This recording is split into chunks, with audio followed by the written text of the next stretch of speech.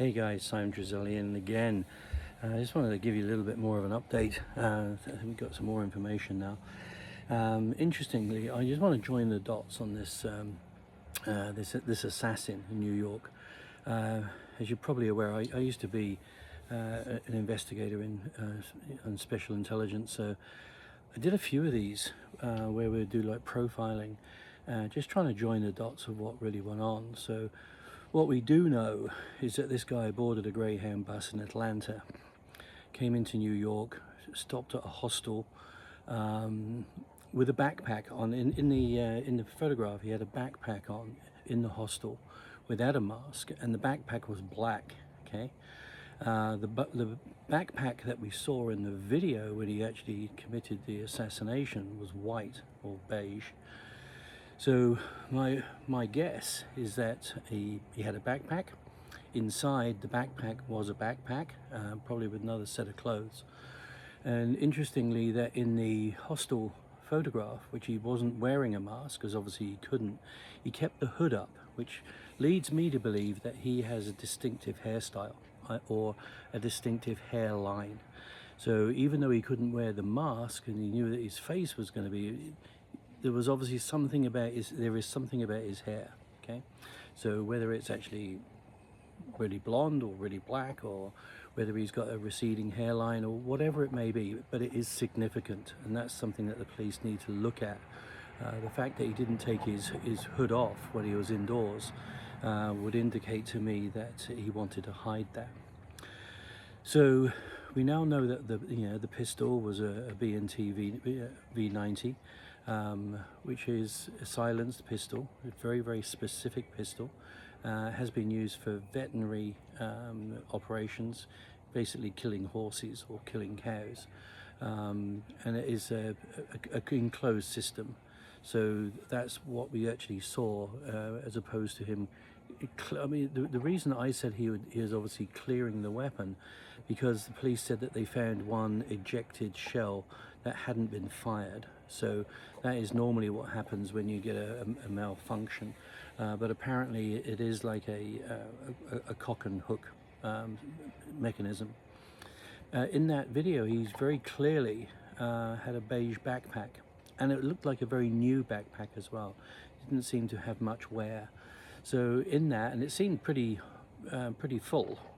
So in the photograph that we saw of him riding the bike with the backpack, you could actually see just how large the contents were. So in there probably would have been a complete set of clothes and footwear as well.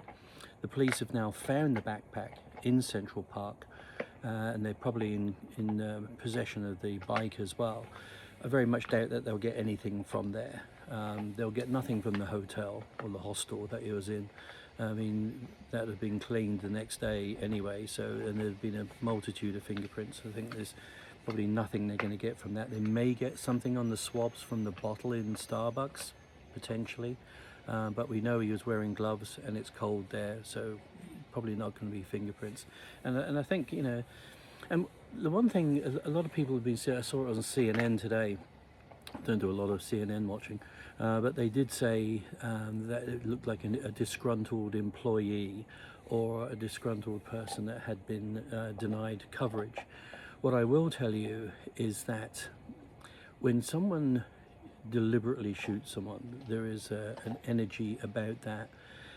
I saw in the stance, even though it was just a basic stance, it was a deliberation. Okay, so this is a person that has killed before, and that's what I would suggest as a profile. Now, whether he's actually killed a person or whether he's actually killed animals is suspect, but there is something, you can only be cool and calm once you have killed. This is not just an employee that just woke up one day, got a gun together and decided to go and kill someone. It doesn't work that way. The fact that this guy planned his exit, he planned everything, fake ID, using cash only, got back on a bus back to Atlanta. So if I was the police, I'd be looking at abattoirs or veterinary places in Atlanta that had been denied health coverage for some reason, and looking for someone that is fairly youthful, fit, and with a unique hairstyle. That's what I would be looking for, and someone that has is in the realm of killing. Okay, so I wanted to be a veterinarian at one point, and then I found out that vets spent more time killing animals than they do saving them. So, and it is something that a vet has to do. They become very, very cold at that. So I do feel that all those when you join all of those dots together, you get a fairly reasonable picture. And I'm pretty sure that I'm not telling the police anything they don't already know. But for the layman who hasn't been involved in any type of investigations, it may be of interest. So if you feel that there's value in this, then please join me. I've got lots of stuff like this. I know lots of things. I'm really well up on geopolitics and intelligence, and also aspects of spirituality, martial arts, ancient wisdom, all of that type of thing. It's all my jam. So I'm going to be continuing doing all sorts of videos. So please like and share if you feel it has value, and join me. We'll have an informative time. I guarantee you that. This is Simon Trezelyan, out to you. Good night.